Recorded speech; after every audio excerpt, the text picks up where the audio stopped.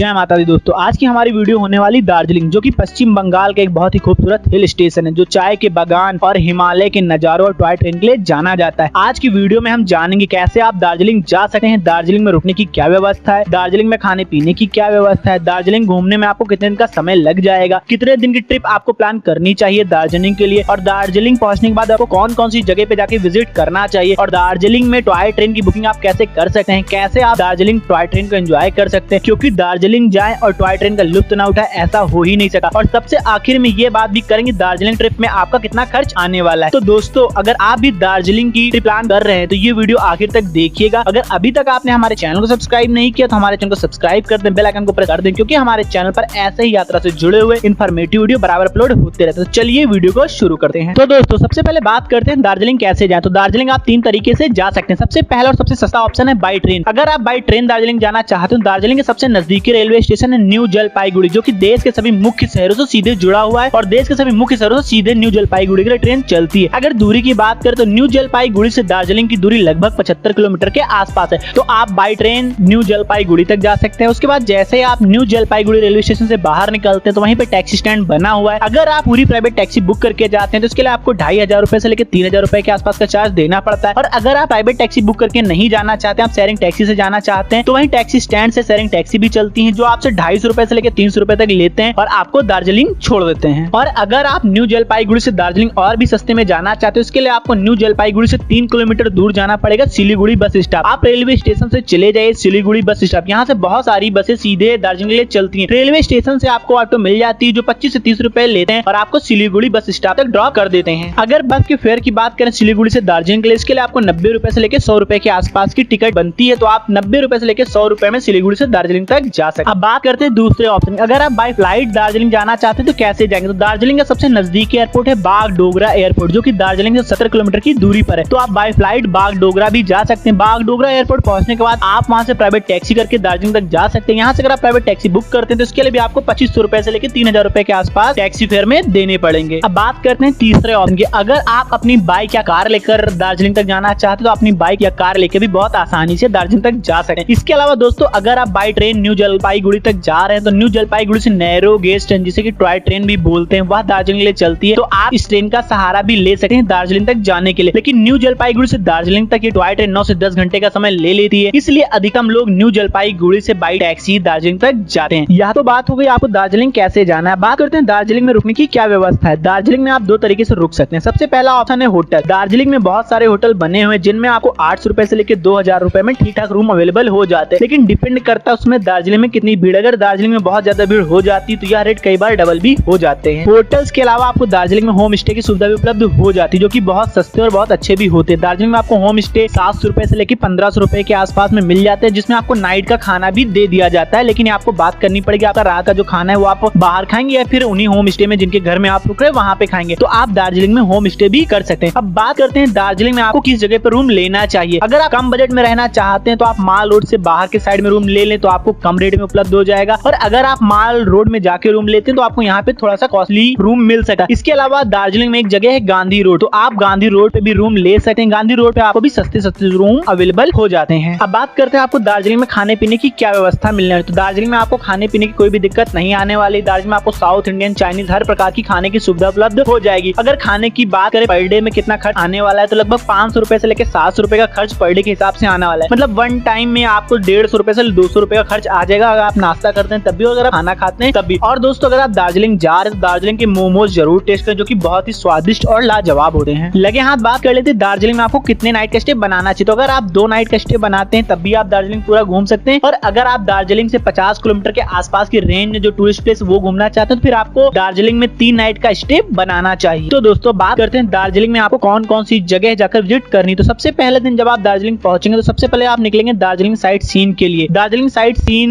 में आपको 10 से 11 किलोमीटर की जितनी भी जगह होती है विजिट कर लेनी है। इसके लिए आपको दार्जिलिंग में टैक्सी की सुविधा उपलब्ध हो जाती है। टैक्सी वाले आपसे 1000 रुपए से लेकर 1200 रुपए के आसपास लेते हैं। और जो दार्जिलिंग में 6 से 7 जगह हैं 10 से 12 किलोमीटर की रेंज में, वो सारी जगह विजिट करा देते हैं और आपको माल रोड पे ड्रॉप कर देते हैं। दार्जिलिंग में रात में आप माल रोड विजिट कर लीजिए और दिन में जितने भी साइट सीन हो साइट सीन कर लीजिए। रात के समय जो माल रोड है बहुत ही सुंदर दिखा है और दार्जिलिंग का जो माल रोड है वहाँ पे हर तरीके की अच्छे से अच्छी खरीदारी कर सकते हैं। आपको यहाँ पे हर छोटी से बड़ी दुकान देखने को मिल जाएगी। इसके अलावा एक दूसरा तरीका भी, अगर आप चाहें तो दार्जिलिंग में आपको रेंट पे स्कूटी और बाइक भी मिल जाती है, तो आप स्कूटी और बाइक लेकर भी बहुत आसानी से दार्जिलिंग के जितने भी साइट सीन है वो कवर कर सकते हैं। अगर स्कूटी के चार्ज की बात करें तो यहाँ पे आपको 600 रुपए से लेके 1500 रुपए तक में गाड़ी अवेलेबल हो जाती है। अलग अलग गाड़ी का अलग अलग चार्ज देना पड़ता है। कम से कम 600 रुपए में गाड़ी मिलती है और ज्यादा से अगर आप बुलेट लेते हैं तो 1500 रुपए से लेकर 1800 रुपए के आसपास आपको चार्ज देना पड़ता है, जिसमें पेट्रोल आपको अलग से डलाना पड़ता है। तो आप स्कूटी या फिर बुलेट हायर करके भी दार्जिलिंग के साथ साथ दार्जिलिंग के जितने भी साइड है वो कवर कर सकते हैं। ये तो बात होगी पहले दिन आप दार्जिलिंग में क्या घूमेंगे। अब बात करते हैं आपको दूसरे दिन कहाँ जाना है। तो दूसरे दिन आपको जाना है हैप्पी वैली, जो कि चाय का एक ऐतिहासिक बागान है। यहाँ पर आपको पूरे बाग का टूर कराया जाता है, जिसमें आपको चाय की पत्तियों की कटाई और प्रोसेसिंग भी दिखाई जाती है। दार्जिलिंग जाने वाले सभी लोग हैप्पी वैली जरूर जाते हैं, तो आप भी हैप्पी वैली जरूर विजिट करें। यहाँ पर जाने के लिए आपको 100 रुपए का टिकट भी लेना पड़ता है। हैप्पी वैली बहुत ही सुंदर टी गार्डन है, यहाँ पे आप बहुत सारी फोटोग्राफी भी कर सकते हैं और दार्जिलिंग से बहुत सारी यादें अपने साथ लेके आते हैं। इसके बाद दोस्तों आपको जाना है रॉक गार्डन। रॉक गार्डन एक बहुत ही सुंदर जगह है, यहाँ पर आपको एक झरना देखने को मिल जाएगा और इसका नाम रॉक गार्डन इसलिए पड़ा क्योंकि पत्थरों की चट्टानों को काट कर बनाया गया, इसलिए इसका नाम रॉक गार्डन पड़ा। तो आप रॉक गार्डन जाकर भी विजिट कर लेंगे। यह दार्जिलिंग से करीब 10 किलोमीटर की दूरी पे पड़ता है। अब दोस्तों बढ़ते हैं अगले स्थान की ओर। तो आप दार्जिलिंग जाने के बाद जा सकते हैं टाइगर हिल। टाइगर हिल एक बहुत ही अच्छी जगह है। टाइगर हिल पर लोग सुबह सुबह जाते हैं। अगर आपको टाइगर हिल जाना है तो इसके लिए आपको सुबह सुबह 3 बजे अपने रूम से निकलना पड़ेगा, क्योंकि टाइगर हिल पे सुबह सुबह लोग सनराइज देखने पहुंचते हैं, जो कि बहुत ही सुंदर होता है। यहाँ से आपको विश्व की सर्वोत्तम चोटी कंचनजंगा और माउंट एवरेस्ट भी देखने को मिलती है। तो सुबह के समय यहाँ पे बहुत ज्यादा भीड़ भी हो जाती है। इसके अलावा आप जा सकते हैं घूम मिनिस्ट्री, जिसका पुराना नाम ईगा स्वेलिंग मिनिस्ट्री भी है। यहाँ पर आपको गौतम बुद्ध की एक 15 फीट ऊंची मूर्ति भी देखने को मिल जाएगी, जो कि बहुत ही खूबसूरत है। और यहीं पे बना है भारत का सबसे ऊंचा रेलवे स्टेशन घूम भी है, जो 7407 फीट की ऊंचाई पर बना हुआ है। यह स्टेशन दार्जिलिंग से 7 किलोमीटर की दूरी पर है। इसके अलावा दोस्तों आपको जाना है बत्तीसिया लूप, जो कि दार्जिलिंग का सबसे बेस्ट और फेमस टूरिस्ट प्लेस है। यहाँ जाकर आपको जरूर विजिट कर लेना है। यहाँ जाने के लिए आपको 20 रुपए की एंट्री फीस भी देनी पड़ती है, तो आप 20 रुपए का टिकट लेके पूरा बत्तीसिया लूप विजिट कर सकते हैं। यह एक गार्डन है जो लगभग 50,000 यार्ड में बना हुआ है और यह मुख्य रूप से टॉय ट्रेन के लिए जाना जाता है, क्योंकि जो दार्जिलिंग की टॉय ट्रेन है वो यहीं से घूमकर वापस जाती है। अब बात कर लेते हैं, अगर आप दार्जिलिंग में टॉय ट्रेन एंजॉय करना चाहते हैं तो कैसे करेंगे। अगर आप बत्तीसिया लूप तक टॉय ट्रेन से जाना चाहते हैं तो कैसे जाएंगे। अगर आप टॉय ट्रेन से बत्तीसिया लूप तक जाते हैं तो बत्तीसिया लूप में ट्रेन 10 मिनट तक रुकती है, तो आप 10 मिनट तक रुक के बत्तीसिया लूप को भी एंजॉय कर सकते हैं। अब बात करते हैं आपको टॉय ट्रेन कैसे मिलेगी, टॉय ट्रेन टिकट कैसे आपको लेनी, कौन सा समय पर टॉय ट्रेन चलती है। जैसा कि मैं पहले ही वीडियो में बता चुका हूँ, अगर आप चाहें तो न्यू जलपाईगुड़ी से भी दार्जिलिंग तक टॉय ट्रेन तक आ सकते हैं, लेकिन इसमें 8 से 10 घंटे का समय लग जाता है। इसीलिए जो अधिकतम लोग दार्जिलिंग पहुंचते हैं वो बत्तीसिया लूप घूमने के लिए घूम रेलवे स्टेशन से ही टॉय ट्रेन का सफर करते हैं, जो कि बहुत ही सुंदर और रोमांचकारी होता है। यह टोटल सफर आपका अप डाउन का 16 किलोमीटर के आसपास का होता है। इसकी टिकट आप ऑनलाइन IRCTC से बुक कर सकते हैं। इसके अलावा आप घूम रेलवे स्टेशन पहुंच के भी इसकी टिकट की बुकिंग कर सकते हैं। तो दोस्तों बात करते हैं टिकट के चार्जेस क्या क्या हैं। अगर आप नॉर्मल टिकट लेके जाते हैं तो इसके लिए आपको 30 रुपए का चार्ज देना पड़ेगा। इसके अलावा अगर आप एडवांस में टिकट बुक कर लेते हैं AC टिकट, तो इसके लिए आपको 620 रुपए तक का भी चार्ज देना पड़ता है। आप अपने हिसाब से टिकट बुक कर ले। अगर आप दार्जिलिंग जा रहे हैं तो आप दार्जिलिंग टॉय ट्रेन की सवारी जरूर करिए। यकीन मानिए यहाँ की खूबसूरती देखकर आपके होश उड़ने वाले घने जंगलों, पथरीले इलाकों, धुंध भरी पहाड़ियों से गुजरती हुई दार्जिलिंग टॉय ट्रेन भारत की सबसे शानदार ट्रेनों में से एक है। इसे भारत में यूनेस्को की विश्व धरोहर में भी शामिल किया जा चुका है। इसके अलावा दोस्तों दार्जिलिंग में एक शिव जी का बहुत प्राचीन मंदिर भी बना है, जिसका नाम है महाकाल मंदिर। तो आप इस मंदिर में जाके भी दर्शन कर सकते हैं। और दोस्तों टॉय ट्रेन के अलावा दार्जिलिंग में आपको रोपवे की सुविधा भी मिल जाती है, जिसका चार्ज 180 रुपए होता है और आप रोपवे से पूरा दार्जिलिंग बहुत आसानी से देख सकते हैं। यहाँ जब ऊपर से रोपवे से आप जाते हैं तो नीचे चाय के बागान देख सकते हैं और ऊंचे ऊंचे पहाड़, कंचनजंगा की जो चोटियां हैं वो भी देखने को मिल जाती। कहते हैं अगर आप दार्जिलिंग जा रहे हैं केबल कार मतलब रोपवे की सवारी नहीं करते तो आपकी दार्जिलिंग की यात्रा अधूरी मानी जाएगी। तो दोस्तों ये तो बात होगी आपको दार्जिलिंग में कहाँ कहाँ घूमना है। इसके अलावा भी दार्जिलिंग में और कई जगह हैं जहाँ पे जाके आप विजिट कर सकते हैं। अब बात करते हैं आपको सारी जगह कैसे विजिट करनी। तो आपके पास 2 तरीके हैं। एक तो दार्जिलिंग में घंटा घर के पास आपको टैक्सी मिल जाती है, आप यहाँ से टैक्सी बुक करके सारी जगह विजिट